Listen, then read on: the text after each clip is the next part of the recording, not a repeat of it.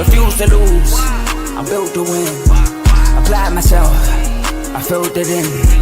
No time for the doubt, they counted me out, I'm getting it in. Yeah. No time for no loss, I'm paying the cost, I'm in it to win. Yeah. Refuse.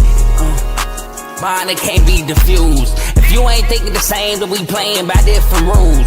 You can't see the vision, we living at different views. Until we complete the mission, keep getting up, never snooze. I walked a mile in my shoes, had the mind of a fool, chasing diamonds and jewels. Trust me, I was confused. Started minding my business and used my mind as a tool. Ended up finding my purpose and found the time to get to it. They told me I couldn't do it, they told me I couldn't make it. They sold it, could never break it. That's sadly mistaken. I need a piece of the pie, I want it so bad I can taste it. They told me like told me, keep on running, toes they gon' take them. Refuse to lose, built to win. Applied myself, I filled it in. No time for the doubt, they counted me out, I'm getting it in. Yeah. No time for no loss, I pay for the cost, I'm winning to win. Yeah. Refuse to lose, I'm built to win. Applied myself, I filled it in. No time for the doubt, they counted me out, I'm getting it in. Yeah. No time for no loss, I'm paying the cost, I'm in it to win. Yeah. Refuse.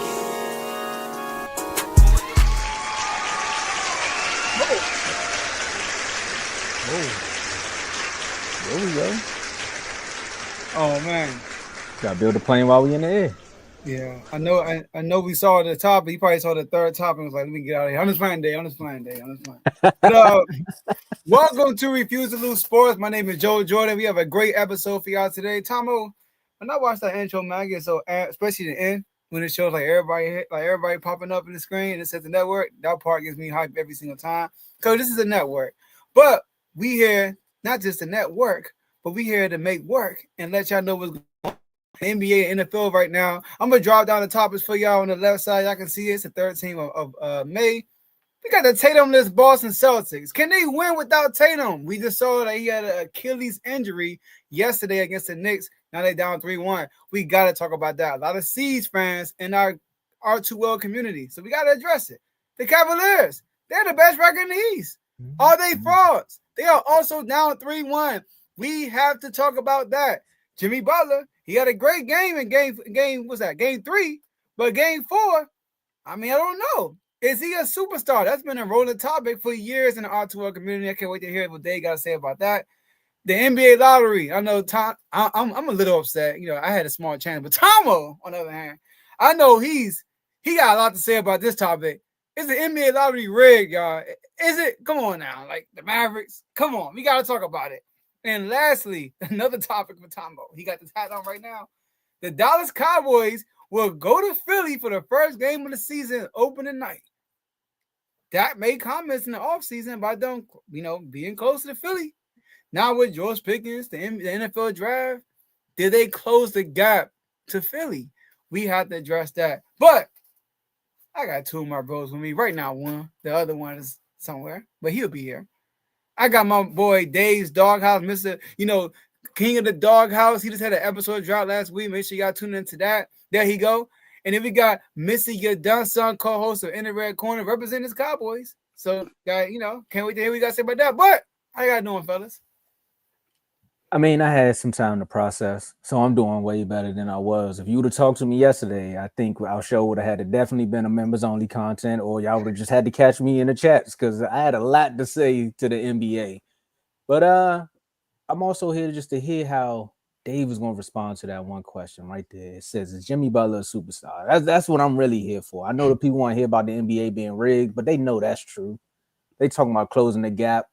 We gonna touch on that, but I really just want to hear about, is Jimmy Butler a superstar?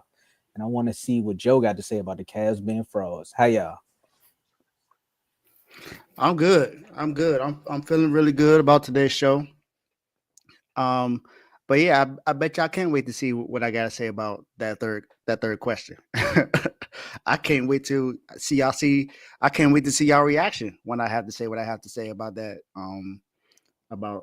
topic. But hey, I mean, unfortunately, Jason Tatum is out for the rest of the season and more than likely all of next season. So I can't wait to kind of sort of talk about that topic as well. But yeah, even though it's a sad day for my Duke guy, Jason Tatum, We still got to celebrate because the Celtics are down 3-1. So I'm still happy about that. I'm sorry that Jason Tatum got hurt in the process, but the Celtics are down 3-1, and I'm the only person here that picked the Knicks to win the series. So I feel pretty good about that, you know. So I mean, let's turn up, fellas. Turn me up, up, up, up. Jody, do your thing. All right, we are streaming this on 4 different platforms: Facebook, YouTube, Twitch, and X. So make sure y'all like the video on all of our platforms. Make sure you follow and subscribe on all of our social media platforms. You can follow us everywhere at Refuse to Lose Sports, and share this episode with somebody so they can come on and watch this show live with you, because you can be involved in the show by being in the comment section. We can see all the comments y'all will be putting out throughout the show. Shout out to my boy Big O, Cardo, Cowboys fan. We here, as you can see, with the Cowboys emoji, with the fire emoji. Shout out to Daniel in the comments. Shout out to Cardo again. Shout out to my boy Mark. Commanders play Dolphins in Spain. Anybody want to go? No. Sorry, man. I'm just playing. I'm just playing. I would let it go. You know, you got your boy. I would let it go. But last but not least, enjoy the rest of the show. Tomo, the floor is yours. He said no. He It said, "Come rhymes, on, man. Vamonos." Joe don't wanna go. Instant denial. Instantly, man. Kind of like what the Knicks is trying to do to the Celtics right now, as far as them moving on and advancing to the next round. We talk about 20-point leads and how the Knicks find ways to come back, and we also talk about, did Jason Tatum deserve the criticism? I think he heard it, because Dave, you said it. He only scored what, like 11 points total in like 3 games, maybe 2 games in the fourth quarter, and it's like, what are you doing? No, it was 6. I'm sorry, 6 or 8. I'm trying to think, because I've been losing my refuse to lose lock 'em in. So it was 6 in the first 2 games, only 6 points. There we go. But he scored 11 in the fourth this game. He was trying to keep them afloat. He was trying to tie it. You know, the momentum was there. He was trying to hold down, still in their garden, just like the Knicks did. But the Knicks found a way to get a 3-1 lead as Tatum got injured with that fatal injury in the final minutes. I mean, the question is, can the Celtics win without Tatum? Seems like we talking about some of the best players in the league and seeing if their counterparts can get one game without him. Dave, you already said Jimmy Butler can't get one. It don't look like he can't get one. But Joe, you up there. What you hearing about this?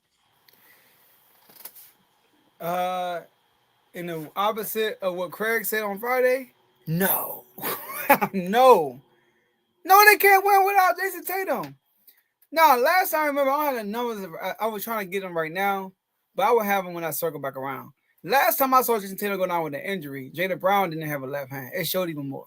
I mean, he fumbled the bag literally, and no pun intended. He fumbled the bag because he was terrible in Miami. I mean, in Boston against Miami in Game 7 without Jason Tatum. I remember that. But I'm not going to go into detail about can they win. I know Dave's going to do that. I know Tom will do that. What I want to talk about is Jason Tatum's injury, right? I'm not going to say this is a blessing in disguise. No, I mean, well, anything will be a blessing in disguise, but I'm not going to say that. That's not what I'm saying. What I'm saying is Tatum being out, right? Maybe for once, you see the Celtics struggle. We see them not be a top 2 seed. We see them maybe be a 5th seed. We see it. It's like 2 things got happening. Because like Dave said, Tatum might be out for the year. So this could be a moment for Jaylen Brown to show that is he a superstar? Because that's always been in conversation. We always want to compare Tatum to Jaylen Brown. Is Jaylen Brown a superstar? This is his moment. I'm not saying like right now in the playoffs, but all of next year. This is his moment for being the lead guy. And on the flip side, maybe the appreciation for Jason Tatum might grow because we might see the Celtics not be as good as they are with Tatum. And then when Tatum comes back, we might see like, oh, you know what? Tatum is really that guy. Because the thing about Tatum's image, he always has a great supporting guys. He always has. So we haven't really seen him have to carry a team. We really haven't seen it. He did last night. I'm not going to lie. In the fourth quarter, he did his thing. Right? He scored 11 points, right, out of the 12 minutes he played. No, I said 12 minutes. 11 points out of like, how many minutes he played? Like 9, something like that. He had like 3 minutes left. So he called 11 points. He was the only one scoring. I put in the chat. I said, Teddy, this is the Tatum I wanted to see. I said, everybody was give him nothing. It was literally Tatum against OG, Jalen Brunson, Josh Hart, Mikal Bridges. They just kept responding, but Tatum kept responding too. But this is an opportunity for us to sit back and see the substance without Tatum. And then when he comes back, his appreciation for him, including myself, might just grow a bit because we realize like, okay, how big of a factor he is for this team. So it's sad to see. I know everybody's like, oh, I'm sad for Tatum. I'm not gonna lie, I'm sad for him, but I look at it like injury is part of the game. You know, like it's gonna happen. People gonna get hurt. I want to see him bounce back. Just bounce back from this. It's a sad moment, but hey, every setback every setback is a setup for a major comeback. There you go. I got you because they're gonna definitely need that major comeback. Because not in this series though. I'm with you on that one. I don't think they can win this series. I think they can get a game. No, they got their one game. I'm sorry. You know what? I might do the reverse jinx. You know what? Because I said this about the Celtics when I said they were gonna play the Knicks. I said, you know what? They're gonna sweep them. They're gonna sweep the Knicks 4-0. And now here they are staring at a 1-3 deficit. And with Tatum going down the way he did and the way he was playing in that game, Joe, I agree with you. I'm not gonna say I see where you were going on, and I like how you explained it and how you phrased it as far as it being a blessing in disguise, because you never know what you got until it's gone or until it goes missing. Kind of like a hot water knob. You know, somebody steal your hot water knob, you never know it's gonna go missing until it's time for you to wash your hands or go take a shower, and you like, man, who stole the hot water knob? Then you're gonna be like, you know what? I gotta make sure I take it. I look at the little things and the fine details in life. But with Tatum going down, Jaylen Brown. I mean, what were we talking about all last year in the playoffs? Jaylen Brown was showing up. He was doing this. He was doing that. And Tatum was just being the perfect Robin or the perfect teammate. I'm just saying he was being a perfect teammate, right? And now you have to be the ultimate teammate. It's time for you to step up and lead this team to the next 3-4 games and possibly try to win this one. Especially seeing that you all had the Knicks down 20 points in 2 games. Knowing that you all can kind of go into, well, you're going back home now. Go back home, get up 20 and actually close this out. Because if you see your star do all of that and didn't end up getting hurt when it was time to kind of close that game out, because with Tatum getting hurt, I think without him getting hurt, if he didn't get hurt, let me put it like that. If he didn't get hurt, I think the Celtics still this game and we looking at a 2-2 because he was fighting. I know what you're saying, Dave, but he was fighting, man. He was going to go down swinging. Either Brunson was going to have a heroic comeback like he did against Detroit, or he's just going to have to do what he's been doing this whole series with them 20-point deficits that they was erasing. But I think they was going to find a way to win it. And now a little bit of hope may be gone. But my main answer to this question is no. They can't win without him. Yeah, I disagree. I think that even if he was still able to play the rest of the game, the Knicks would have won. If you look at that time, the Knicks had the momentum going into that point when he was, even though he had 11 points. Remember, he had 11 points and they were up at one point in the fourth quarter. The Knicks took the lead and started to extend it at that time. So I believe that the Knicks would have won that game whether he was hurt or not. It's just unfortunate that he ruptured his Achilles and now he's going to be out for the year. He had surgery today in New York City. So Tatum, get well soon. More than likely, he is not going to play next season because I think at the earliest he'll come back is maybe March. And that's kind of sort of a waste of a season, honestly. And this honestly might be the first time in a while that there isn't a Boston team that has a championship like chance going into next season. And I'm talking about, Boston, period. And that includes the Red Sox. But can they win without Tatum? They can win a game. Yes.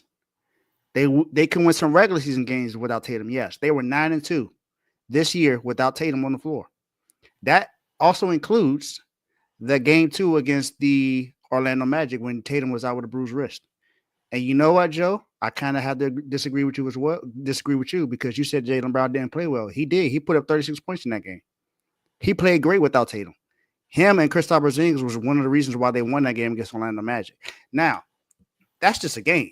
When it comes to the series, no, I don't think they can win the series without Tatum. I do not believe that that's the case. It's just the momentum. It honestly, just to hear the energy of that locker room when everyone saw him get hurt and he had to go out in a wheelchair and everything. And I gotta say something too. Even though I don't like the Celtics, I've seen too many instances where people are joking about him being hurt and saying that he's trying to be like Paul Pierce. The man ruptured his Achilles. There are some things that we can joke about, but not this. Not this. I don't find this funny. Him rupturing his Achilles, that's not funny. That's not something to joke around about and poke about. But I do not believe they can beat the Knicks in this series without Jason Tatum. Jason Tatum was the only reason was the biggest reason they were in that game last night. 42 points. I mean, no one else is really doing what he was doing last night. Jaylen Brown was bricking all last night. He was not playing that well. Derek White was kind of sort of like his other go-to guy for real, because he was the one knocking down threes. Everyone else really wasn't doing what needed to get done. Drew Holiday was missing open threes. Al Horford missed a couple shots. I mean, it was really Jason Tatum or bust, honestly, if you look at that game. So they can win a game, and they may even win the next game, but I don't believe they win the series without Jason Tatum. And that should show exactly how important he is to this offense, because if you look at what he's able to do offensively and defensively, he's a huge piece of that. He's an all-NBA player. He's an NBA champion, all-star player, Olympic gold medalist. So the guy he's needed for the Celtics. But I do not believe they can win this series without Jason Tatum being on the floor. I don't believe it at all. All right. First, the Knicks were up by 9. I disagree with both of y'all. The Knicks were up by 9 with 3 minutes left, Tomo. They ain't coming back. And Tatum kind of cooled off a little bit too before he got hurt. And Brunson was heating up. And Mikal Bridges is already on fire. So I gotta say they would have lost anyway. And I was talking about Game 7 against y'all. Oh, wow. I said that last time Jason Tatum got hurt and Brown had to step up, he went 8 for 23 from the field, shot 34%, 1 for 9 for 3, which is 11%, and had 19 points and 8 turnovers. The last time I saw him without Jason Tatum on the brink of elimination. Okay. Now, Orlando Magic. That's different. That's different. I didn't hear brink of elimination. So I didn't say that. I said last time I saw him Okay. step in with when Tatum. I said against y'all when Tatum got hurt, he had to step in. Now Orlando Magic, but it was a break a little bit. I gave him his props, man. I think he was clutch down the stretch. He was really good that game, you know. But the New York Knicks presents a different problem. The Knicks can actually score. Orlando can't. Knicks will put pressure on you because they got Brunson. I think I put in the chat before Tatum got hurt, because he was having an all-time Celtics game. This was like his moment. I was like, can Tatum outdo Jalen Brunson in the fourth quarter? And then right there he got hurt. I was like, dang. You know, so sad to hear he got hurt. But I do want to give the Knicks credit, man. The Knicks, they won that game. I don't want people to say they lost. They only won because Tatum got hurt. I feel like they would have won that game regardless. I'm glad you said that too, because I had a Knicks fan ask me that. They was like, man, I think people going to say we only won that game because Tatum got hurt. I was like, no, they can't say that, because y'all were up 9 points before he got hurt. So that can't be the excuse. 3 minutes left. Wait. The Knicks fans. That's why people are going to say that. Do you see how the Knicks fans act? That's why people are going to say that. Now, if you're talking to a sensible person like you was, Dave, okay. But if you're talking to anybody else that knows a Knicks fan, that's annoying. They like, bro, y'all only won that because Tatum got hurt. That's the only reason. They are going crazy right now. They are. They still talking about that boy in Atlanta. Like he ain't in the playoffs. That's what I'm saying. They still calling out Trae Young. Like, this is why. Yeah, they're talking about Tyrese Halliburton too. So they're gonna relax. They better be careful what they ask for. Now. Exactly. They gotta see on next round. And then they gonna be out there doing all type of what the hell he's. I'm telling you, it's gonna get ugly.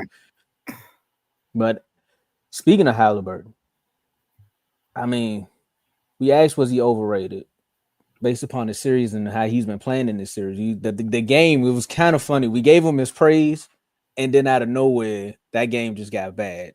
So it's like when we take days off, the people we get praised to, they actually bounce back. Now, maybe in this segment here, when we talk about the Cavs and ask how they frauds or not, they might win tonight. Because if we say some good things about the Cavs, nah, because then they're gonna look bad. We say some bad things about the Pacers, they might win tonight. But right now, it's looking a little shaky. It's close though. They up 3, so hopefully they can maintain the lead. But the question is, are the Cavs frauds or not?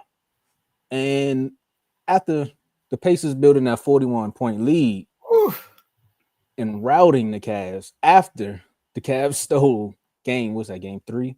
Game 3. And now the series is 3-1 with the Pacers is just looking like they just want to be bullies out there. They just picking fights with everybody. No, wait, no, they just talking basketball. That's what Donovan Mitchell said.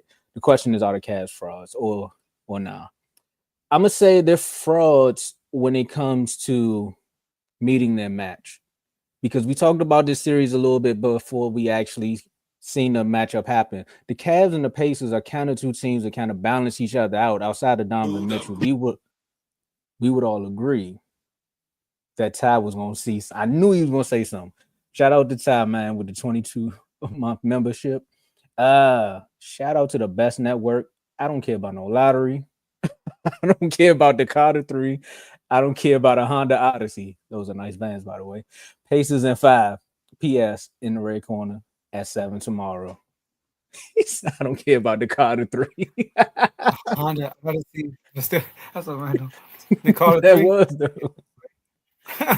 Oh, man, people, somebody watching this in the Honda Odyssey, like, hey man, what we do to you? What you say forget us for? A Lil Wayne gonna be like, man, why you talking about the Carter 3? I already won in the Super Bowl. You gonna talk about my album? That's messed up. It's crazy because they actually better win in 5 though. Like, they gonna win in 5.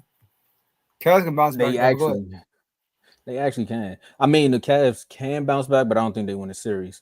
If you go back and hear what what's the name Garland said in his post conference, like that was insane. This franchise, you forgot about the players that was LeBron and Kyrie. LeBron, Kyrie, Kevin Love came back for you. Not you. Yeah. But are they frauds? You said what? So go ahead. No. Are they frauds? I can't say they frauds. I'm gonna have to go with bad timing. They just went up against a team that made that match. Like I said, the Pacers are putting the press on them. They frauds.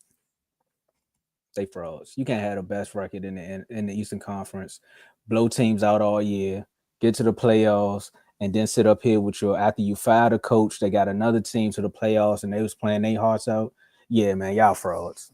They frauds. They tried to fake it till they made it. So quick. He was like, nah, they frauds. They tried to fake it. Yeah, they tried to fake it till they made it, bro. And then they ran into the Pacers who actually wanted it more, and now they out here fighting for their life. They frauds. I don't know what they're gonna do next year. They might come back and do it again next year. Win the Eastern Conference and get into the playoffs, and then here we go having this conversation again. I don't know if the powers of the Knicks transferred over to the Cavs, because this is usually what we see out of the Knicks when they get to the next round. They start tanking it, but it's the Cavs this year. So I'm saying they frauds, fellas. Yeah, yes. Yes. A resounding yes. Yes, they're frauds. The Cavaliers were considered the best team in the Eastern Conference all season long. Record-wise, at least. You know, most people still were picking the Celtics to beat them and to get to the finals, but people were at least expecting them to get to the conference finals to face the Celtics. And that doesn't even look like the case. And we can't give them the injury excuse because game 1, they were all there. Game 2, even though Darius Garland, Evan Mobley, and DeAndre Hunter didn't play, they were up 20 points in that game. And they still lost it. So you can't blame the injury on that. He came back game 3. You know, they won the game by double digits. Tyrese Halliburton had his worst game in the playoffs. And then here come game 4, and they get blown out. They were down by 40 at halftime. So, I mean, yes, they're frauds. You can't have the best record and be down 3-1. And not only were you down 3-1, you basically lost the game by 40 points. I know the game said 20, but you pretty much lost by 40 points. Like once they hit 40, you weren't catching up. No one else was able to really do much. They couldn't hit from 3. Strus hit a couple shots here and there. Darius Garland, he didn't look the same, but he was out there playing. So I mean, we going to give him the injury excuse, even though he was out there playing? He was playing. Bennett and Matherin got himself kicked out the game, punching DeAndre Hunter, and then acting like he ain't do nothing wrong after he got pushed. So yes, they're frauds. And I think I want to bring up this question. Okay. Do you think that they were wrong for firing JB Bickerstaff now? Because they essentially did that because JB Bickerstaff couldn't get them past the second round. And look at it now. They're not getting past the second round again. So was it JB Bickerstaff? Is it really on him? I don't know. I mean, JB Bickerstaff went and got the Pistons to the playoffs after they had the worst record in the NBA last season. So I want to give some credit to JB Bickerstaff because they pretty much made him the scapegoat for what happened, for them not getting what they needed to last season. They pretty much got the same squad other than DeAndre Hunter. And what are they really going to do? I don't know. But yes, they're absolutely frauds. You can't have the best record in the second best record in the NBA, and you're down 3-1. If it was 2-2, okay, that's one thing. If you can at least get it to 7 and you lose by a bucket or something like that, you can't call them frauds. But you're down 3-1 and you got dominated. You're getting dominated by the Pacers, a team that are not the Pacers. A lot of people said the Pacers had a Mickey Mouse run to the Eastern Conference Finals last year. A lot of people said they were frauds. They were sweet. And now look at what's happening with them. They are cooking the Cavaliers. Like, it's without question that they look like the better team, the more hungry, the more ready team in the playoffs right now. So yes, they are frauds. Do you think that they should never fire them? Yeah, I don't think they should have fired him. Okay. I mean, the Pacers are pretty good though. I mean, they are. I think they probably would have. Miami would have been a tougher matchup for them if JB Bickerstaff was there. In my opinion. For who? For the Cavs. Yeah, the reason why the Cavs were good this year because their offense got much better. They were the number 1 3-point shooter team because of the spacing on the floor they created to get open looks. Kenny Atkins also is a protege from Steve Kerr. He was on Steve Kerr's bench for years and he was with the Nets and went to Steve Kerr, him and Mike Brown, and now he's his own coach again with the Cavs and implemented kind of the same system almost. And they get a lot of open looks. He decreased the minutes of the Donovan Mitchell this season, all that stuff. So Kenny Atkins, in my opinion, is a better coach than JB Bickerstaff. JB Bickerstaff was the right coach. Don't forget, Kenny Atkins is the same coach with D'Lo as his best player to the Nets to the playoffs, just like he did Detroit. So, and we all think Cade is better than D'Lo. I think we all agree with that, right? D'Lo was an all-star that year too. He was. So Kenny Atkins is also good. I'm not saying Kenny Atkins is a bad coach. I'm not saying that. I never said that. No, you're not saying. I never say you say it's bad, but you said they should have fired JB. I think they did a right move and got Kenny. It looked like a lateral move so far. So well, same result. Well, here's the thing. Better results in the regular season, same results in the playoffs. It's not, but just like you said, Tomo, hearing Darius Garland's comments, I know you mentioned, like, what about the players, right? Not the franchise. What about the players? Forget the coach. What about the players? It's the same core that I saw get blown out by the Knicks in the second round.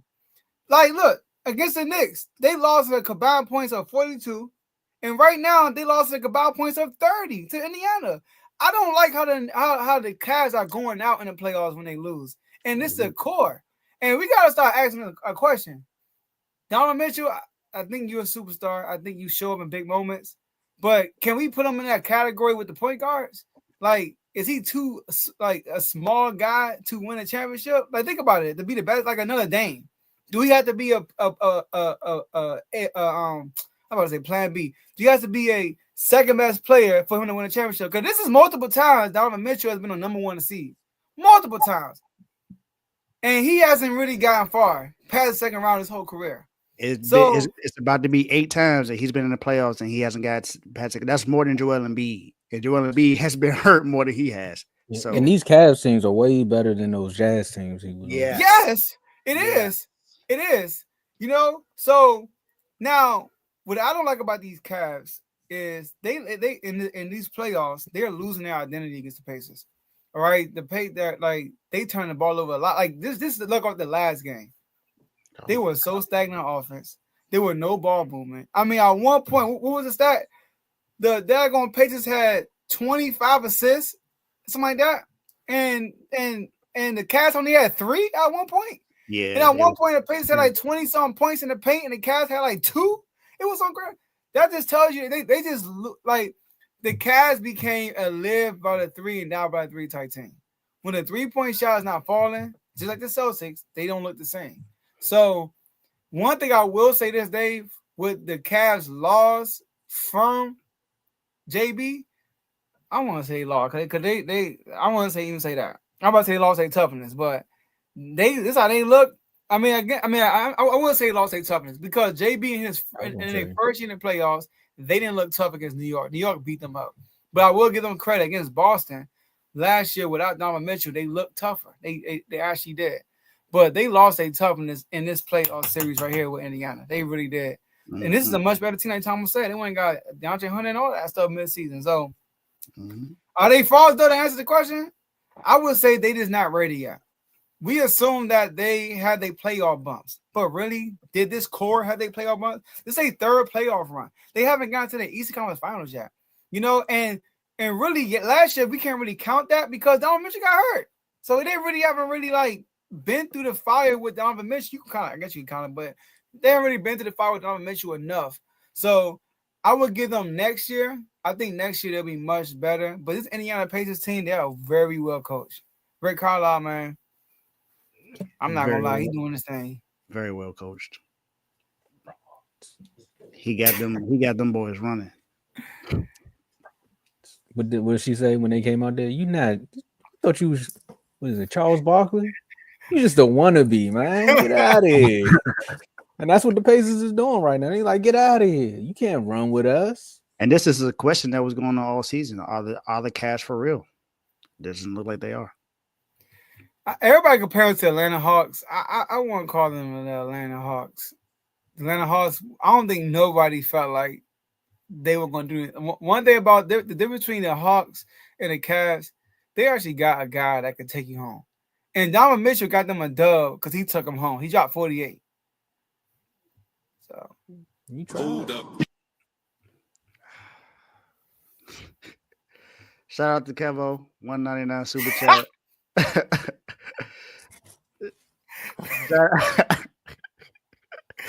Shout out to Steve S. Nico. Hashtag fire Nico for Luca. Hashtag exciting lights. Whoa. Hey, wow. Take that comment down, bro. Exciting lights. Wow. I mean, that's why I turned my hat backwards. It's the only time you don't want to talk about Dallas. And look, now you want to be a Dallas fan. I know, right? I know. Well, it seems like you guys may have found your superstar. Go ahead, Joe. Go ahead, Dave. I was gonna say, well, he didn't put hashtag Dallas, so technically he's not saying Dallas. He tried to throw some bad juju in the NFL chat. I see what he was doing, but don't bring them bad vibes over here. I heard that.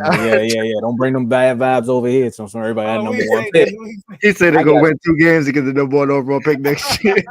He's saying everybody, since all the Dallas teams getting the number 1 pick, does this mean the Cowboys gonna get it too? It's like, all right. It might be the opposite. It might mean we're gonna win the Super. Is Jimmy Butler a superstar? Cap. What? Oh, so Jimmy Butler not a superstar? Wow. I'm just saying. I ain't saying you did. Like perfect time. So with some would say up and down performance against the Minnesota Timberwolves, the question is stirred back up in the R2L chat. Is Jimmy Butler a superstar? We know they're not questioning this on the outside, but we want to bring you all into our world, and this is why we want you all to become members so you can be a part of these in-house debates that make it to this major platform here. And with Dave and Joe participating in a not heated, but somewhat very, very interesting debate about Julius Randle and Jimmy Butler, Both of these guys are going up against each other, which is kind of funny how it's happening. One played for the Timberwolves, so I thought he's going to be trying to get his get back, and the others just got traded to the Timberwolves, trying to prove that he is what some people would say a superstar. Jimmy Butler's here. He's now down 1-3 without one of those, a few games without Steph. So we're going to let that be known. But Dave, is this the time for people to be asking this question? Is Jimmy Butler a superstar?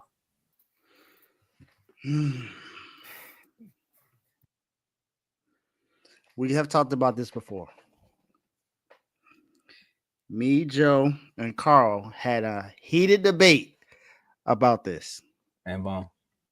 And then what do you know? This season, Joe out of nowhere says Jimmy Butler's a superstar. So I'm like, whoa, hold up, Joe. Stop the cap. We said this all last season. We were arguing this down because if you look at what Jimmy does in the playoffs, you got to call him a superstar because he steps up when you need him the most.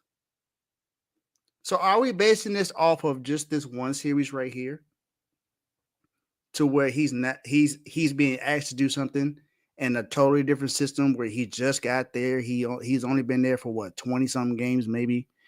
You know, he hasn't been there that long. He's in a brand new system, different environment, not the same kind of a team, not the same culture, not the same coach. Coaching style is totally different. Are we saying that now he's not a superstar because he's had some games where he has not played his best or even played aggressive?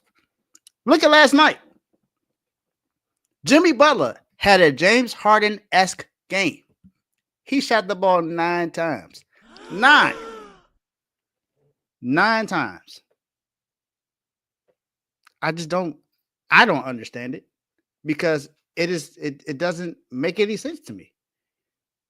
How are you supposed to be a guy that got your joy back, but your joy ain't causing you to be more aggressive so your team won't get bounced out in the second round? I mean, you're down 3-1 to the Timberwolves, and yes, they are the highest seed, but it's not like they're the second seed and you're the 7th seed. They're 6, you're 7. Y'all are right there pretty much. So I don't understand what's going on with that. But for me, just for me, because I conceded this last year, I'm not going to change it. I said it last year that, okay, he's not a superstar. So I'm not going to change it now and say that he's a superstar. I'm not going to say that he is.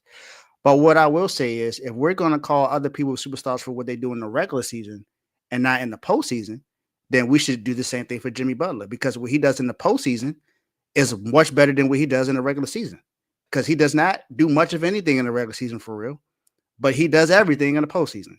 Now, in this series, he is not playing like a superstar, but in the last series, didn't he have some superstar type games in the last series to get them past the Houston Rockets?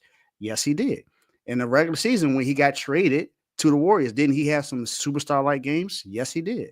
So my thing is I mainly want some consistency when it comes to Jimmy Butler and when it comes to basketball to the NBA period, because James Harden has great games in the regular season and goes missing in the playoffs. He'll have a game or two there where he plays great. But other than that, he'll have a game like Jimmy Butler had last night. He's done that multiple times. We can go back to the last time we talked about James Harden. You can go on my show when I talked about James Harden. He's done this plenty of times. So I get it. And Jimmy Butler is an all-NBA player. He's an all-star player. He's also a gold medalist. He has all of those accolades as well. He led his team to the finals twice without having another superstar on his team. So y'all tell me. I'm gonna concede and say no because I said this last year and I'm not gonna change it. But I want to hear y'all answer. That's what I want to hear. You need to use your own money, Cole.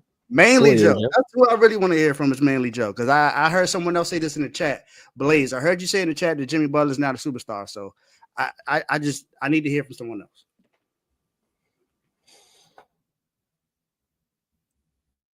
You trying to hear you on mute though. I remember I came on here and mentioned Jimmy Butler superstar, right? And they stopped me in my tracks. And I was like, you know what? I think I lose it too loosely. And I said, you know what? I'm going to call him a superstar. And I knew it was kind of like on the spot take. that you kind of know what I'm talking about, right? I'm like, you might ask stuff on the spot and you just answer it, and you think about it, like, you know what? I ain't put too much thought in it. Let me go back and look at some things, and I realized like the reason why I did not call him a superstar in the past because he's not a consistent superstar. First of all, in the regular season, he's not a superstar. Okay. So is Jamal Murray. Jamal Murray is not a great player in the regular season, but catch him in the playoffs. Jamal Murray plays like a superstar. But would I call Jamal Murray a superstar? No, I won't. He's a great playoff performer. That's how I would call Jamal Murray. And I think Jimmy Butler is a great playoff performer, but would I call him a superstar? No, because he's too inconsistent. I'm going to take you back in history. The Lakers in the NBA Finals, right? Jimmy Butler, game one, had 23, 25, 40, 22, 35. This is one of his best series. But then in the closeout game, he had 12 points. Brady shot the ball. And then against the Celtics, when they lost in game 7, he had 41 and 29. I mean, I was like, okay, Jimmy Butler. And then he followed that up with 8 points, 6 points, 13 points. It's like, yo, they lost in 7. He had great games, but they would have won a series if he just gave him one more game. Then he had 47 and 35. I remember that 47-point game. I remember he had on 3 games that was duds, and he don't get 13 and 8 points because he shoot poor from the field. He gets it because he only take like 5 shots. You're like, what are you doing? And then he turned around and have a 47-point game. And then last night was terrible because you had 20 points in the first game. Right? And then you had 17. Okay, Steph did the first game, Steph in the second game. Okay, cool. And then we asked you, Jimmy Butler, can he at least give, we had a whole segment, can he at least give us a game? He has 33. Okay, cool. And Kuminga followed his lead. We're like, okay, Kuminga, okay, that's cool. I think Jimmy could give him one, and then he come out like Dave said and takes 9 shots and only have 14 points. And here's the problem with me with this. Here's the problem with me with Jimmy Butler. Last night was the least amount of free throws he shot this whole series. 5. He took more free throws in game 3 than he took field goals in game 4. Why is the aggression going down when your team needs you the most? And watch you come out next game and have like 35, 37. And people going to say, Jimmy Butler. No, where were you when we really needed you? There, you missing a quote. Jimmy Butler shows up when it needs to be, when you need him. Not all the time. Because what he does is he puts you behind the block a lot by not having these performances at the right time. And it's frustrating because he's like a guy where you call him a superstar, you're okay with it. If you don't call him a superstar, you're okay with it. But why is he in that gray area? It should be clear-cut superstar. But he's not a clear-cut superstar because of these moments he has and because of what he does in regular season. So the only playoff run I remember that he was good from start to finish. I mean, superstar from start to finish. I maybe the bubble, but I didn't go back and look at the bubble. But the year he lost to the Nuggets, that year when he lost to the Nuggets in the finals, he was a dead-on superstar from start to finish. We talking about against the Bucks, against New York, against the Celtics, and against the Nuggets. I mean, I don't know about the Nuggets. I don't think he did all against Nuggets. But you get my point. That run to the finals, he was a superstar. Outside of that, he's been like a roller coaster. The same thing we complain about Tatum, that should be Butler for real. But the reason why we highlight Butler is because Tatum, we expect him to be great because he is good in regular season. He is really a superstar. We know what he really is, but Jimmy Butler is not really a superstar. So when he does it, he gets the overhype. He gets the claim to fame that Tatum needs to deserve for real. They the same player for real. You think about it. Tatum be showing up. He's talking about 50-point game in the closeout game. Tatum has been good in closeout games. Tatum also has been low in critical moments. So has Jimmy Butler. So I'm going to say no, he's not a superstar.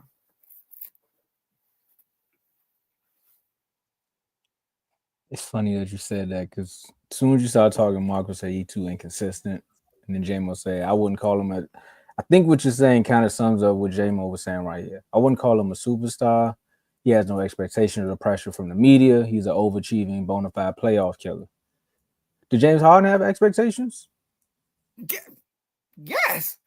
when he was with OKC? No. Nah, So he was once a he six left, man. no, wait. So once he left, that's when the expectations hit, Yeah. or did he have to start playing and prove it? No, he became a superstar, and then expectations came. Mhm. He became an MVP. But what I'm saying is, when he left OKC and he got to where did he go? When he Houston, first right? got to Houston, And I don't think They was like he they ain't had no had, expectations. He ain't had no so he had expectations. to earn it, right? yeah. The same thing happened with Jimmy Butler. When he left, he went somewhere else and he kind of earned his respect. It wasn't like once he left the Bulls, they was just like, oh, that's Jimmy Butler from the Bulls. He gonna play some defense. Then he ended up going places and they started winning. And it was like, wait. I know Jimmy Butler from the Bulls, and he ain't playing like that. He actually out here leading teams. Because I remember Jimmy Butler with the Bulls. That's when the Wizards was good. And we used to beat up on Jimmy Butler. Now I look at Jimmy Butler and be like, I ain't little Jimmy from down the block no more. Jimmy might put hands on y'all, leave him alone. But back in the day, the Wizards used to.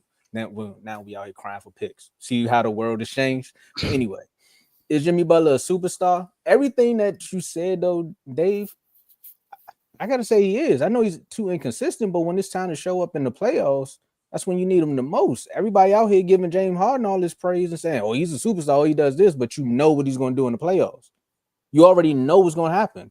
It's just like he's going to become a shell of himself. He's going to have one good game, and then everything going to dissipate after that. Like Kawhi Leonard, it's more so with injuries. It's like he's going to have his game, but if he's healthy, you know what Kawhi Leonard going to do. He took a whole team to the finals on a bad back. Like he's still walking with that bad back to this day until he got them New Balances. But it's just one of those things that you can expect that Kawhi Leonard gonna do, right? Is Donovan Mitchell a superstar? Yeah, I can't see my guys backstage, but he's a superstar. I would say he is. Yeah. So why can't Jimmy Butler be in that same ballpark? He's having some inconsistent moments. I'm You gonna talked tell about him having top seeds and all that. I'm gonna tell you why a lot of people aren't going to agree with Jimmy Butler being a superstar. I mean, Joe just said it. He's inconsistent when it comes to certain stuff. Like the guys you naming, they are. You can at least point to regular season things and playoff things for both of them. Yeah. You can't necessarily do that with Jimmy. Now, the one thing you can give Jimmy though is if you ask him, he's not gonna say he's a winner because he hasn't won a championship. But I agree. But also, Jimmy did give the Miami Heat a number one seed when no one thought that they were going to do that. And I remember this year vividly, because I was the only person in my chat. No, you said on R2L. I know that, but what I'm saying is, I remember I said on R2L, but I also remember saying it between me. I think it was between me, you, Daryl, and Lamar, and I was like, I'm telling you, Miami is going to be a top 4 seed in the NBA. I said it, and they became the number 1 overall seed. And this is when we got PJ Tucker. I said, I'm telling y'all, when we get PJ Tucker is going to help us defensively, and that's going to charge us to be a top seed in the NBA. And who was the best player on the team? It was Jimmy Butler. Now, did he averaged 26 points per game? So I'm like, no, he didn't do that because that's just not what Jimmy is. But throughout that playoffs, he got us all the way to the Eastern Conference Finals. And yes, he did come up missing in key games in that series. But also remember, in the bubble, when Bam Adebayo and Goran Dragic both got hurt in the finals, Jimmy Butler averaged a triple-double in the finals. He was balling. But those guys were hurt. He didn't have any. That was Andre Iguodala was older. Jay Crowder was just a defensive player for that time. Duncan Robinson was okay-ish. Tyler Hero, that was his rookie year. So there was a lot going on at that time. And then the next year, it was COVID. The Lakers and Miami didn't do well in the playoffs that year. They both got bounced in the first round. So, but I can point to multiple instances and multiple series where Jimmy Butler has taken over, and he was the sole reason why Miami won certain series. So I can see why some people say he's a superstar, but I can understand people say he isn't. He's in a gray area. I would say that year y'all went number one. He did miss some games though. I felt like that was I give him credit because I do think he was a winner, but I give a lot of credit to Eric Spoelstra that year because y'all were low managing a lot that year. I know Jimmy missed a lot of games that year. I remember that, and y'all won. I got the number one seed. I was like, dang. I feel like they didn't even try to get it and they got it because Spo did a really good job. We definitely tried that season. That season, we had one of our best offensive seasons altogether. I think we were a top. What year was that? Sorry, I think that was 2021. Yeah, that was the first year as well. You're right. That was the year right after. That was the year right after COVID, and that's when we got PJ Tucker. And that was the team. That was a year when we had one of the best 3-point shooting teams in the league, one of the best defensive teams in the league. The only thing is rebounding, but we've never been a good rebounding team, honestly, because Bam is the center, so we haven't really been a great rebounding team. But we were a good 3-point and a good defensive team that year. So, like, look, that year, right? Jimmy Butler played 57 games. He played 57 games. Mm-hmm. That's crazy. Bam played 56. They basically missed like 30 games almost. Y'all number one seed. Spo did a really good job that year. He did. So to close this out right quick, let me just ask. As of today, Joe, is Jimmy Butler a superstar? You gonna say no? No, I think he's, but I'm not mad at somebody that say he is. I'm not gonna argue down. He's in that gray area. I think he's good enough to get out the gray, and we should be like superstar. Yeah, because if you say Donovan Mitchell superstar, here's a weird part about Jimmy Butler. Okay, Donovan Mitchell superstar. Yeah, I think he's a superstar. Jimmy Butler, I don't know. Okay, if Jimmy Butler led a team and Mitchell led a team, who you got winning the series? I got Jimmy Butler team winning. It's weird. It's a weird situation. Like in the playoffs, I trust Jimmy Butler way more than Spider. I do, even though Spider is one of the top leading scorers in the playoffs. But what Jimmy Butler brings to the rest of the guys around him, Jimmy don't have to score 30 or 35 to make an impact. I think Spider kind of guy has to, although he is pretty a good leader too. But Jimmy Butler's at a different level. Like, it sounds like you answered your question though. He's a great playoff performer, and he's a great leader. I gotta see consistency. And Donovan Mitchell, he's not an automatic big either to me. He's not automatic big. Okay. He's not. But he not automatically a superstar to you? I don't think so, man. Like in the regular season, like he has the best record, but he was averaging like 24 points a game. That's shocking. He's being consistent. That's shocking. Like think about it, Dave. Like what has he done in the regular season? Team success. What else? That's it, really. He got no personal accolades. He even won Rookie of the Year. Shout out to Ben Simmons. Stayed a year late, but shout out to Ben Simmons. I mean, he's what, all NBA player? It's all-star player. I mean, not first team. Yeah. I don't think he ever won first team. He might get it this year though, because they record. Yeah, they might give it to him because of the record. Because they record, Luka was hurt half the year for real. I mean, he gonna get it because of their record. Yeah, he gonna get it because of their record. Oh, they might give it. I'm gonna say it might be Brunson. I don't know. Nah, it's gonna be him. He got number one seed, bro. And we did the playoffs. We looked at the playoffs. It was be Brunson, but it's gonna be him. They're number one seed. But SGA got a ticket. Oh yeah, for sure. You see, the thing. But what you're saying is he earned this ticket. SGA did. Oh yes, he did. You saying they gonna give it to Mitchell? You know, kind of like they gave somebody this number one pick. I ain't gonna say too much. I ain't gonna say too much, man. You seen where I was going with it. You seen it. You seen it. We both saw it. I was just like, because and with the number one pick in the NBA draft, the Dallas Mavericks. Let me introduce this topic before I get personal. So the Dallas Mavericks won the 2025 NBA draft Monday, securing the number one pick. Some would say they captured the flag. The 2-day draft is in June. It starts June 25th through the 26th. It's going to be in Brooklyn. Kind of interesting, right? It's going to be in Brooklyn. Look what they did. Gave the Mavericks the number one pick in Brooklyn. Anyway, fella, the media, social media, I don't know. Anybody that's close to what they seen last night was saying what's going on, the conspiracy theories. I tried to get a tinfoil hat, but my wife, she stopped me. She said, look, we got the terrorist and stuff going on. We need this aluminum foil. You don't be using it for the show. I was like, come on, it's gonna be great. The tinfoil hat is gonna be great. But I'll save it for another day. I'm gonna hit the dollar store, fellas. I got y'all. And is the lottery fixed? You see the background.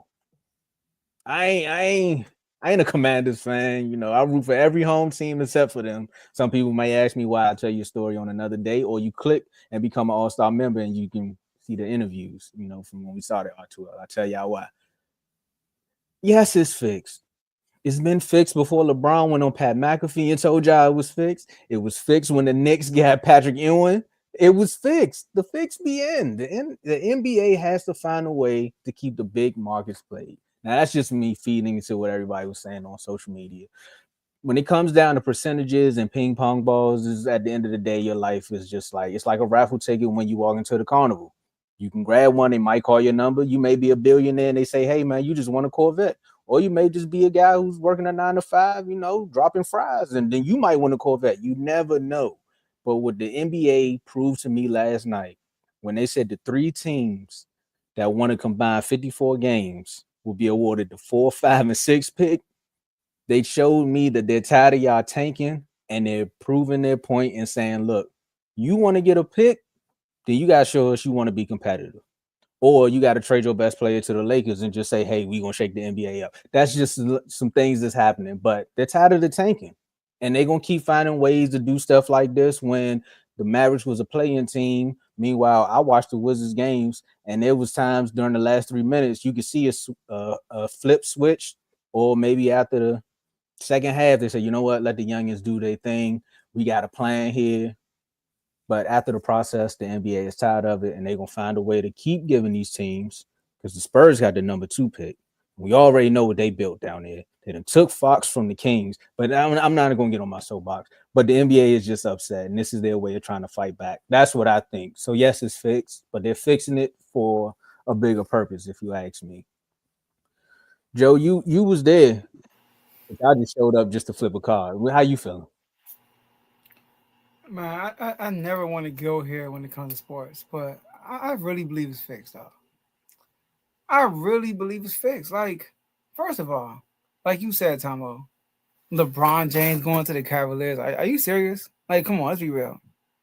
The Chicago Bulls had the 15th worst record. They had the worst chance to win the lottery, and they win it when Derrick Rose was there, who's from Chicago. Are you serious? Michael Jordan retires. In the following year, the Bulls get the number 1 pick. Are you serious? Wemby's available, and the Spurs? Come on now. It got to be fixed. The Mavericks have never won a number 1 overall pick. Never. They say you have a better chance for a college player to make it to the NFL than the Mavericks get a number 1 overall pick. And that's what happened. The Dallas Mavericks, like you said, were a playing team. We lost to them. So I got to ask myself, if we would have beat the Mavericks, we would have got Cooper Flag. No, accusation. It was somewhere else. Exactly, as far as accusations, we would never got the number 1 pick. We would have went somewhere else. So I hate to fall into this game like, oh, it's fixed. Bruh, fact that they said it backstage, they don't even show us the part when they grab the ball. It's like, yo, you just really just put out a card. Can you show me that y'all are like? Can y'all? I don't want to say wow, that's crazy. Can y'all show me they are actually, gathering the ping pong lottery things? All right, you know what I'm trying to say? It's a card. I'm gonna help you out. They just probably they rally and then they just pick a card up. Just show us the card, or show us how you get to the card. Like put everything on the table, mix it up. You know what I mean? Matter of fact, show everybody. Like, mix it up, and then boom, show us the action. Don't just show us the winning ticket. No, I don't believe it. See, the problem the NBA can't do what the NFL does because it's too many games. 82 games. Bama's be tanking. It's easy to tank in an 82-game season, but in NFL, you always feel like you got a chance until maybe like week 10. Week 10 is like, you like the Panthers or something like that. Like, you know what, man? I ain't gonna do you like that. Week 10. Huh? Week 10 with the Panthers? It was like week 5 with them, man. I don't know. It was like week 5. They like, we can go ahead. What? You know, you it was week 6 for us. I know us. Like we had hope all the way into the trade deadline. That was like week 8. So that's I guess like 2 years ago. So you got hope until a certain point. But NBA, bro, you can just tank. Like look at your roster in the NBA and say, yeah, we ain't gonna do nothing this year. Let's tank. So it's fixed. I'm gonna say it's fixed. I'm gonna say it's fixed for a different reason. Because the Miami Heat should have had that pick. If we lost that game to the Hawks to the play-in tournament, that was our pick that they got. And I guarantee you, if the Miami Heat would have got that pick, we wouldn't have got the number 1 overall pick. I guarantee. I'm with you on that. I guarantee you, Miami Heat wouldn't have got it. Miami Heat hasn't been able to get a superstar since Dwayne Wade got drafted. If you look at that, look at the draft since then. The best we've gotten since then is Bam and Tyler Hero. Look at all the draft we had since then. We haven't had much of anything since then. Come on, that's now, crazy. Dog. That's Come crazy. on, man. I remember when we got Norris Cole and people were celebrating that. I said, the only reason why it's good because we got LeBron and Dwayne Wade on the team. Norris Cole by himself ain't gonna do much. This man is in China now, winning championships in China. I mean, the man is Stephon Marbury over there. He ain't nothing. Like, come on, man. I mean, we have Mario Chalmers. I mean, how great was he? He was good with Kansas, but I mean, he ain't do much like that in the NBA. We had Michael Beasley, great in Kansas. You know, we all know Michael Beasley will cook somebody one-on-one. We know he has a one-on-one type game, but it just didn't work out in the NBA. He was great with Kansas State, but he just couldn't do much in it. It just wasn't working out. But that's why I think it's fixed, because the Miami Heat had it right there. So much for Heat coaching. Heat coaching comes up at the wrong time when we need y'all to lose the game so we can have 2 first-round picks, which would have added assets. So if we wanted to get a Kevin Durant or wanted to go get a Giannis, we would have the assets to get it. Now we just got 1. We just got 1 for this year, and it's the 20th overall pick. Who wants that? Emotional damage. Come on. I thought I felt bad. Come on, man. I can't believe it. Once they got the pick, I was sick. I was more upset than you, Tomo, and I know you got a top 6 pick, so I know you was upset. But I was just like, man, look, we could have been right there. That was us. We could have had the Flag and Miami. Come on, man. I mean, from Duke too. You be loving that, Dave. I would have been hyped, and now I don't know who we gonna get. Just don't give it to the end of the game. Before you I do want to say J-Mo's right. The Chris Paul got traded to the Clippers, and then the Hornets got the number 1 pick and got Anthony Davis. Yeah, man. It's like you get a superstar. We traded. Oh, I know why we didn't get it. We traded Jimmy Butler. He ain't a superstar. There's your answer, Joe. There it is. That's the clear answer right there. We traded away Jimmy. He ain't a superstar, so we ain't gonna give him nothing. There you go, right there. Y'all too good to lose, man. Right there, exactly. Right there, there. You know what really scuffs my New Balances about this now? What? The Wizards didn't get the number 1 pick until Gilbert Arenas brought guns in the locker room. You see what we got to do to get the number 1 pick? Like, I just thought about it. I was watching a documentary the other day, and as soon as y'all said that, that's the last maybe time. Somebody in Miami needs some kind of scandal or something. Somebody need to do something the same thing that Anthony Edwards doing. All these baby mamas or something. I don't know what's going on, man. What's up your New Balances, Tomo? Yeah, man. You would hate to get the fresh gray one, and then they scuff. Oh my goodness! Another thing, right after they do that, I stepped in some mud right after the scuff. I keep seeing these come out where they say the Wizards was 1 ping pong ball away from. Stop! How we know? That's cap. Come on, man. We had Wemby. It was Wemby, Zion, and now Cooper. They say, oh, if the ball would have turned over with a 6, then the Wizards would have got the number 1 pick. I'm like, so out of the 14% chance compared to the 1.8 that the Mavericks had, you telling me it just rolled that way? It's all good. Bro, you know what it should be? I really think for the draft, it's my idea. I'm gonna throw out there. To be real, I think it should be this. And I was thinking about doing this for the fantasy league. You take like all the teams who are really bad, like who didn't make the play-in, right? Like MILF runners. For real, like they're saying like 11 through 14. Is it 14, right? Or 15? 11 to 15? 14. What? So is it 4 extra teams or whatever it is? And you do a tournament. Literally, for the #1 pick. Like for real, like you do a tournament or something like that. Like at the end of the season, you do a lotto tournament, and then the winner takes it all. Point blank. That's how I look at it. But you can't be in the play-in. You gotta fall out the play-in to do that. So if you're And not then in the play-in, also to make it fair, for you to play in a game, you have to play a certain amount of games. You have to be a game minimum that you play in the regular season, a minimum of 50 games, maybe. If you don't play a minimum of 50 or 60 games, whatever, you can't even play in this tournament to get the #1 seed. Because dudes gonna try to tank and not play their players, and then try to you win saying this they're star tournament. players. They try to Okay. play. Nah, bro. If you don't play 60 games or more, you ain't playing this tournament. You're gonna stick with the sorry team you had all year. I like that idea. It's only how they gonna market that because they like the team already sucks. So why am I out to watch them try to fight for a #1 Yeah, pick? what? You a fan? What? Oh, if you a fan, yeah, I'm gonna watch it. But if you're not a Well, now fan, you're a you fan. like, Imagine the Lakers lose and not get to play in. The whole NBA gonna root for him to get Cooper Flag. Oh, the Lakers gotta win it. They are one away for Cooper Flag. Come on now.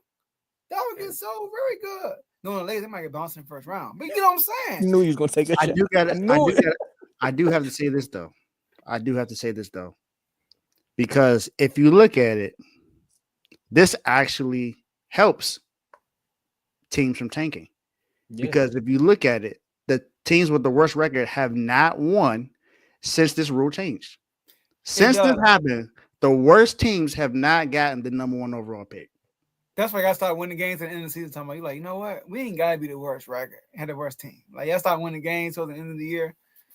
No, I put 2 and 2 together. The Mystics That's right and there. the Wizards both had another first round pick. You know, the Mystics had like 3 in the first round. So they said, y'all got 3 picks. What you need a #1 for? We're gonna give it to them. The Wizards, shout out to Ja Morant and them for making the playoffs because now we got the 18th pick in the first round. So they're like, y'all gonna have 2. You could take 6. It's cool. You can be a 6. Nonsense, man. That's why I said trade the pick. You might as well trade it at this point. And then Tom, but they ain't even not only that the Mystics got 3 first round picks. One of the first round picks is out for the year. Yeah, you see what I'm saying? You see what I'm saying? This last thing I want to say. It's like you a Wizards fan, right? Like we would have had paid. Or Detroit last 5 years. It's like you wait all season for this moment. This was and the moment is legit like 3 minutes. It's like a 5-minute moment. And it gets snatched right from under you. And then they go right to commercial break after they say the 6th pick. They go right to commercial. So now you gotta sit here and listen to a Burger King commercial or Will Ferrell singing, and you like, bro, why do we have the 6th pick? Like, why do I do this to myself? And you so mad. You like, no, I want to know who getting this first pick. So you sit and watch the whole thing. And you find out it was a Mavericks, the best team in the tag on lottery. He's like, what the heck? Oh, yeah. Bashing Bradley Beal for this? They legit the best team in the lottery, bro. Facts. They were a game away. They were a game away in the play-in from making the playoffs, and they get the #1 overall pick. Now I could see like if they traded Luka and didn't get AD back, they got a bunch of role players, and then the Kyrie situation happened. Hopefully he getting well, but you lose their best player, so you like, you know what? They need to bounce back, but they got AD and Kyrie, and now they about to capture the flag. Tomo, you know what happened? We need the Lakers to be relevant. Bro, I'm about to come out the door. Go ahead and give them Luka. We'll make sure I get Cooper Flag. That's what happened. Don't worry about it. Nico was just sitting there. That's why Nico kept showing his face. He said, I got something for y'all. Y'all can cuss me out all you want. Watch what happened in June. Watch what happened. Get that face, bro. That's what they get for not getting John Paul a big man. Let's go to the next topic, man. Yeah, go top. They did. Everybody eats. That was a whole nother saga there too. You see what I'm saying? And they got nowhere with Gortat. That's crazy. I mean, they swept the Bulls. I know that much. That's what I'm saying. We used to beat up on Jimmy. Pronto. Actually, that's why Jimmy a superstar, man. We made him the player he is today.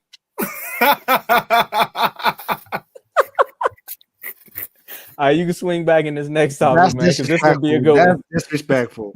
'Cause this is definitely gonna be a good one. Oh man. Oh man, when your team is good in the NBA, man. Joe, and now I know how you felt. Where AJ at where you need him. Where AJ at where you need him. All right, so Joe, you're gonna have to play the video before we roll into this next one, man, because they see the topic already. Let's get it. Eagles and beat them for the most part when we've played them. I don't want to say check the record when they're the guys holding the trophy right now. So credit to them. They've earned and they deserved it by all means. But, yeah, very close, especially even watch the NFC game, the NFC Championship. And those two teams that we battle against each and every year a couple of times. And as I said, feel confident about we've gotten the better part each and every time. To see it in such a dominating fashion, credit to them. Talk to him. All I ask. That's all y'all get. That's all y'all get. It's too much craziness going on in the world. All I ask is when I go on air, man, and things happen. Y'all don't call me crazy too, man. You know what I'm saying? But the questions happen. I mean, we already know. Joe said it when we rolled out the episode. The Eagles and the Cowboys will be facing basically when they drop the banner for winning the Super Bowl on September 4th. It's going to be on NBC. They say this is the first time the rivals met on opening weekend since 2000. And Andy Reid coached the Eagles, and they rolled the Cowboys 41-14 at Texas Stadium. But we going to the link, as AJ would say. So I'm gonna sit back because I started the last one. I want to see what you all got to say. I want to hear what you all got to say because we've seen the moves that happen from both teams. And Dave, you know, I know we closer to the Commanders, so we're gonna let Joe go second.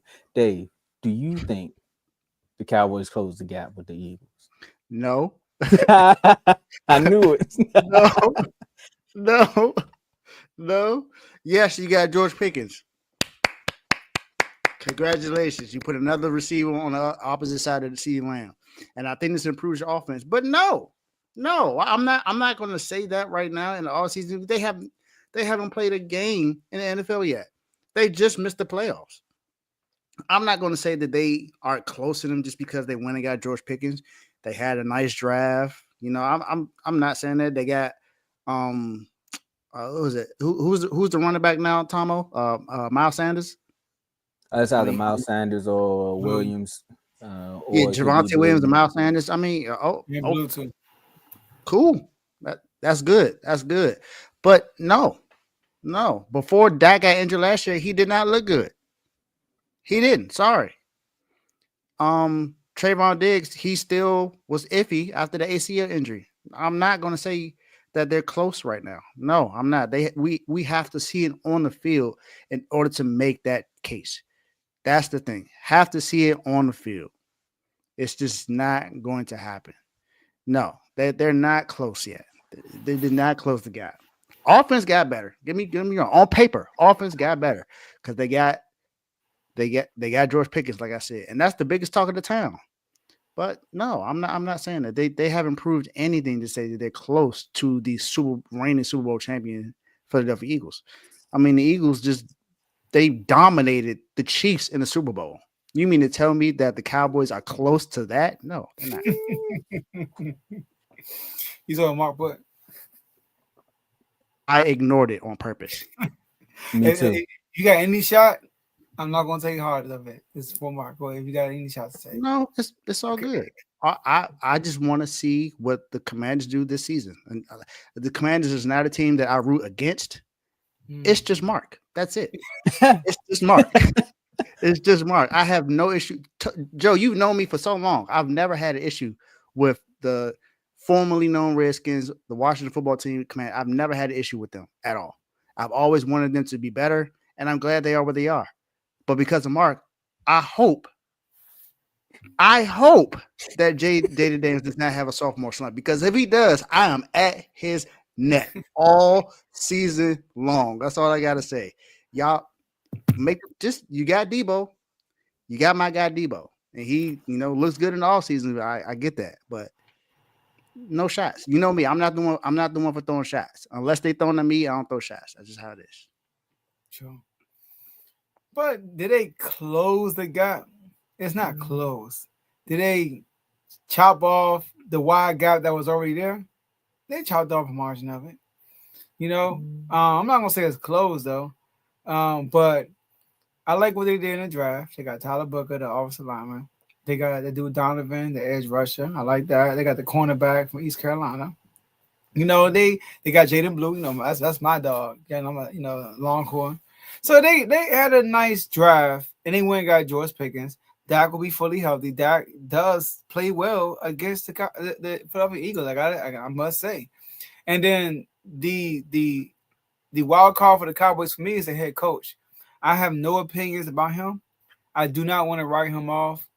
I just don't. You know, but based off Jerry Jones' history, I will say it doesn't sound good because of who he hired, an unknown factor. But you just never know. You know, you never know I know his dad. You know, his dad pretty good, but as far as him, I don't know what he's going to do personally. But I would say they have shortened the gap. But I still think the Philadelphia Eagles are very far from the Cowboys. I mean, the Eagles, what makes them elite, number one, they got the best O-line in the NFL. And you might say the Cowboys can match it. Okay, fine. But the Cowboys don't have Saquon Barkley. That's right. That right there is just like, isn't I mean, Saquon Barkley, bro, like what he did last year was crazy. I mean, he was the deep threat. We talking about in the NFL nowadays, your deep threat is your receivers. He was a deep threat for them. You know, and on top of that, they got AJ Brown, Donovan, and Devontae Smith. It's crazy. And then they had the best defense. It was a historic defense last year. It really was, especially in the playoff run. They forced a lot of turnovers. Vic Fangio is a really good defense coordinator. So, and then you know about that. So the Eagles, they are really good. But what I can say, that Dak play can supersede Jalen Hurts' play when they play each other. He can't outplay Hurts. And that's the most important position. The most important position is the quarterback position. But we just haven't seen Dak outside of Tampa Bay in recent years take it to a level where we can trust them. So that's the key factor right there. So it's like one of those wait and see. It's kind of like the conversation we had in NBA chat when Javon was like, "Oh, apologize to Randall." So if Dak go out and ball out, we got to apologize to him too. You know what I mean? It's like we got to see you do your job, and hopefully he does, and we'll see what happens. So I would say they shorten the gap, but they ain't closer though. It's still a gap. Did they close the gap? I mean, they won the Super Bowl. You know what I'm saying? Like they won the Super Bowl, but I hear Eagles fans talk all the time about gaps, and when we talk about Super Bowls, the first thing they're gonna say is, "Did you see yours? Did you see your Super Bowl?"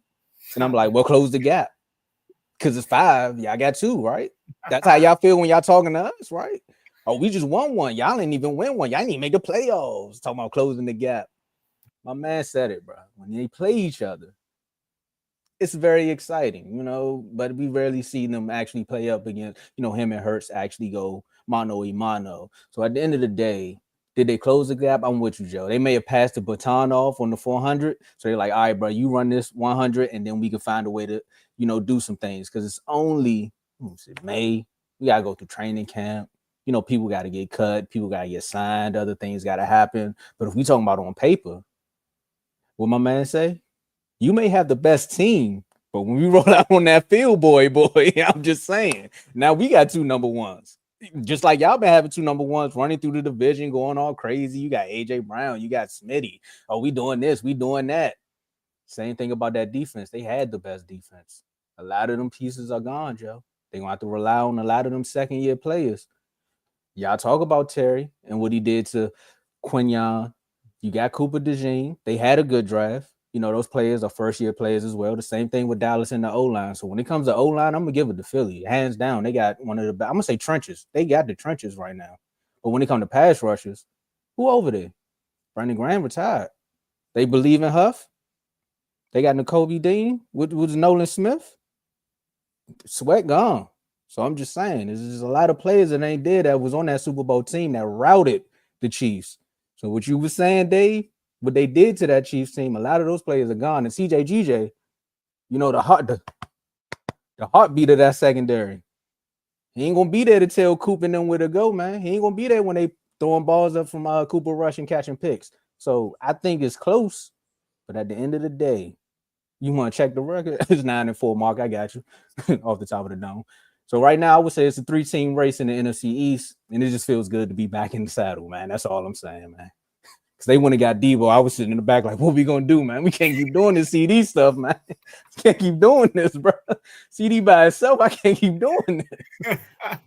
So, yeah, it just feels good to be a part of the conversation again. But, yeah, I wouldn't say we closed the gap, but that window is cracked a little bit. And I know I'm going to hear about it in the chat, but it's cool. I feel as though I was honest with this segment. Nah, you made some good points about them losing some players because was it the defensive tackle went to the Patriots, didn't he?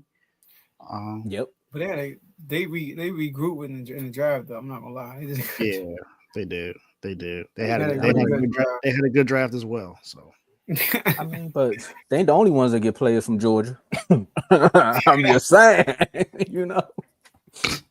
I mean, I know because Michael Williams came from Georgia, so I know. And you can watch that boy in training camp. He a monster right now. So all I'm saying is, Mark, I hope we see y'all in the playoffs. He said that's all I'm saying. I hope. But yeah, Saquon is definitely a major piece. And if Dallas can't stop the run, that's where they're gonna kill us at. But Saquon might be on the cover of Madden.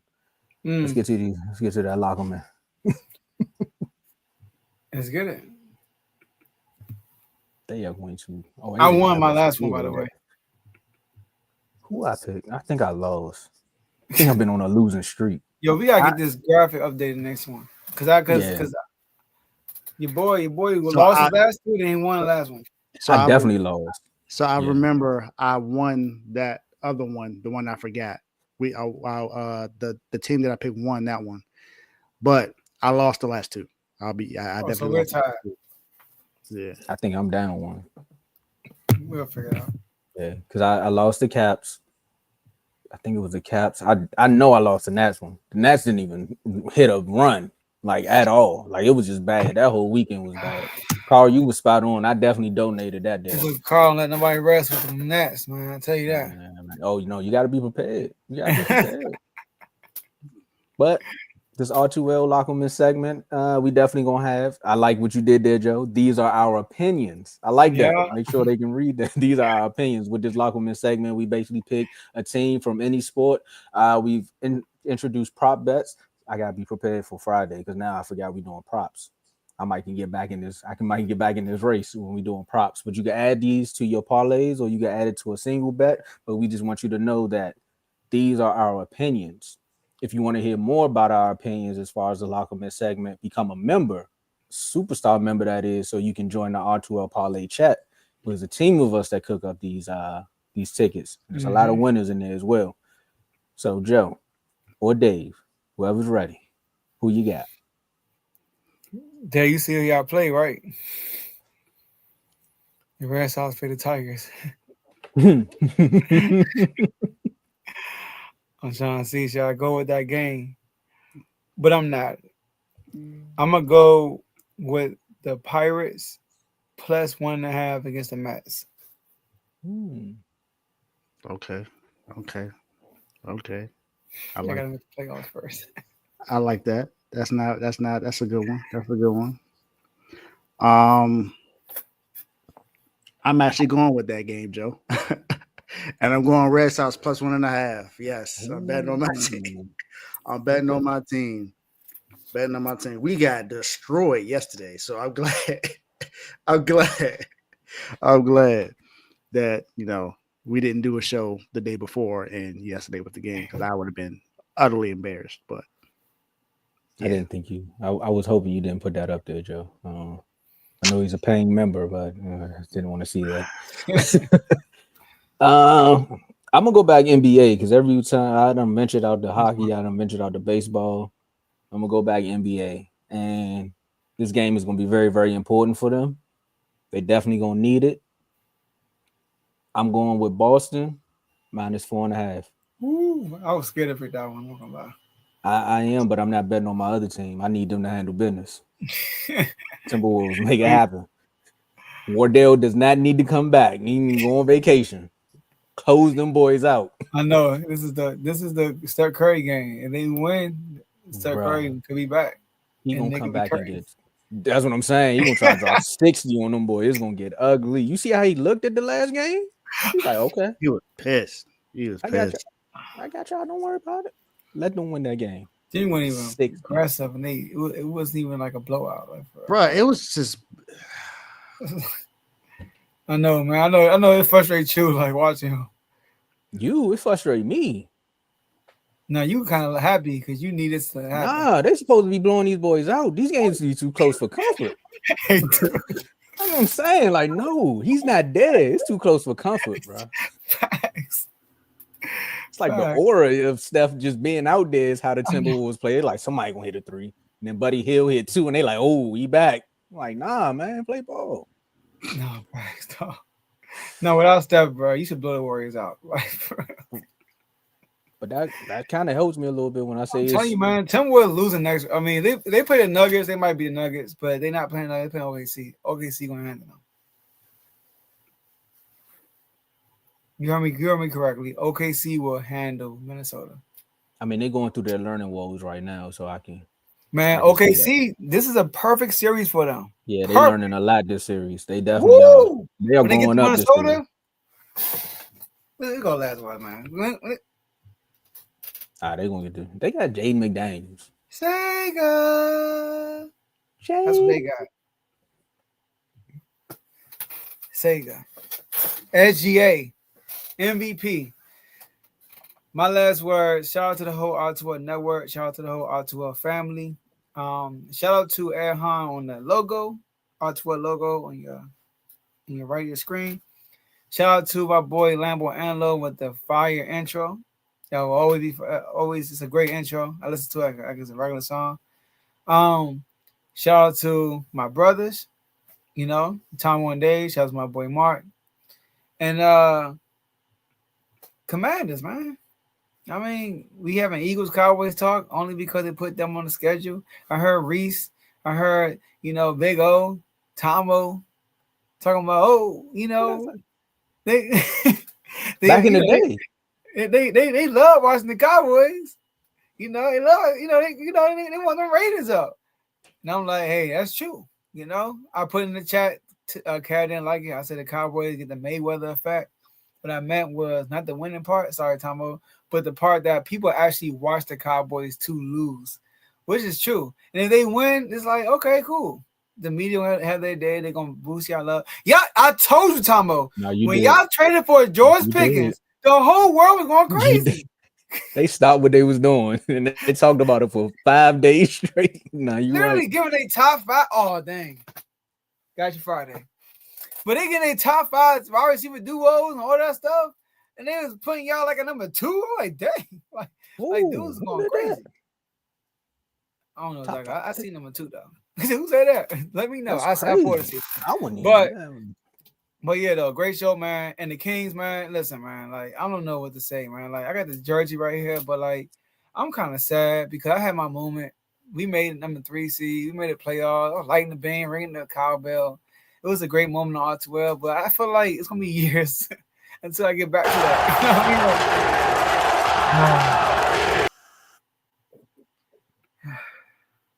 That's all I got, man. Go ahead, y'all. It's over. Miami Heat. It's the all season again, y'all. It's the all season. So we're gonna hear a lot about players being interested in coming to Miami. I just heard just now, while Joe was talking, that 2 players are interested in coming to Miami. Guess who these 2 players are, y'all? Giannis and Kevin Durant. Not Kevin Durant. Oh. Hold on. Is Giannis? Giannis, yes. Bradley Beal. Heck no. Ladies and gentlemen, we got him. Anthony Davis. What? Get that report out of here. Who's the source? Nico. Probably Nico. I wouldn't be surprised. You better get Cooper Flag. Why would you want to go to Miami? Well, I might get Kyrie. I don't know, but y'all know Dan Lebitard. Yeah. He just said him and some other people have reported that Anthony Davis and Giannis have reached out to Miami because they want to go to Miami. Whether that's true or not, I don't know. I don't know. I don't know. All I'm saying is Miami Heat, don't get fooled by these reports, man. Don't. We done been through it before. We've been through it before. We don't have the assets. We're going to have to give up a lot to get these players. And that means this year's pick and future picks all the way down the line. I just don't believe it, y'all.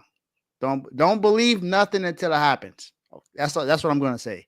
Believe nothing until it happens. We thought Dane was for sure a Miami Heat player, and it didn't happen. So I'm forewarning you. Don't believe it will happen. Ty, your second comment is false. That is false. Will Smith. The reason why that is false is because Miami Heat was just called by the players the 5th best organization in basketball. So that's false. Players want to come to Miami. Players don't want to deal with Pat Riley. That's a different thing. It's a different thing. Pat Riley just 80's the new 60. Just retire. Almost this mic go. Almost my mic again.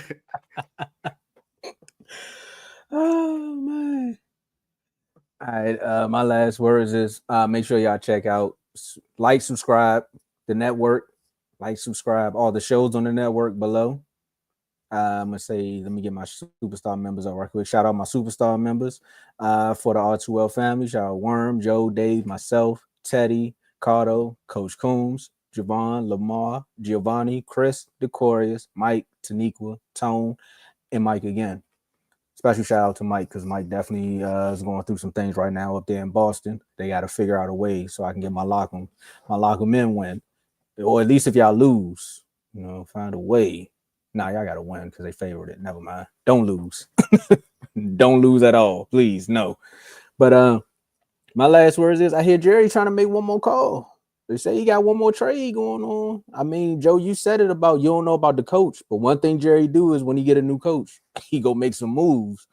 It ain't big splashes like this, but if they go make one more trade, go get a defensive tackle or something, I'm closing the gap. I'm coming back and telling y'all we close the gap. That's all I'm saying. But outside of that, Washington Wizards, I heard Brian Dawkins, man. I heard what you said after the is it Will Dawkins? It might be Will Dawkins. I'm gonna give this man a whole nother name. That's how upset I am. Yeah, I said Brad Dawkins. Like you think about the Eagles too much, man.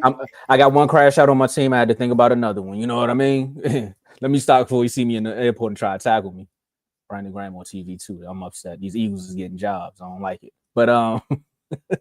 But Will came out and said, "Look, man, 6th pick. Kind of had a feeling this was gonna happen, so we're just gonna reach out to the scouts and we're gonna make some things shake." Hey, Will, you see OKC right now. I know you're trying to be the next OKC. Make the call. You can go get KD. You can package something up and go get KD now. I wasn't for trading the pick when I thought we had the number 1. Now we at 6. Go get Kev. Go get Kev, man. Make the city happy, man. They got JD. Why we can't get KD? KD 5. Long as I got KD 5, I'm alive. So I'm just throwing that out there now, man. I'm just throwing that out there. Or KD 35, whichever one you want to do, KD. You gotta say KD Trey 5. That makes fun. That's how they that's how they say it in DC. You gotta make it DC native. Trey 5. He might go to 5. He might go to 5. He get that Trey 5. Yeah, I don't know. As long as you got KD 5, you alive. Hey, It's a do or die. we normally do this when we see new people comment. Anthony Bertley, are you a Bears fan? If so, click that link in the bio and become a member today so we can add you to our Instagram NFL chat. You will be the only representative in the NFL North that we have in the chat. We have no one. 2. Punches Point, Vikings fan. He's not in the NFL chat. Oh, he's an NFL chat. Yeah, you're right. Oh, yeah, So, as I said, correct. Okay. My bad. What Mark at, man? Mark, I need some help. we need a representative of the NFL North in our NFL chat. Yeah, we do have a semi fan, Carl. Yeah. Hey, look, I do want to apologize that Y'all didn't draft. Oh, You like the Panthers? Dang.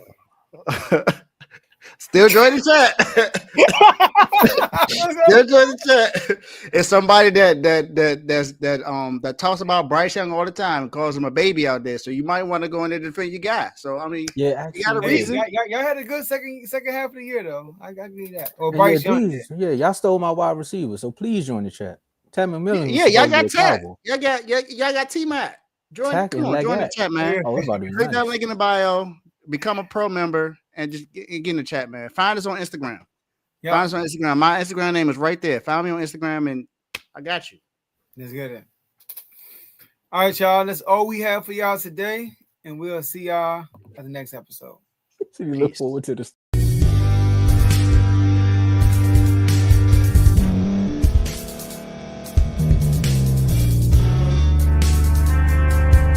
Thank you for staying to the end. If you're watching this on YouTube, please like this video, subscribe, and also hit that notification button so you can be notified next time we put out a video.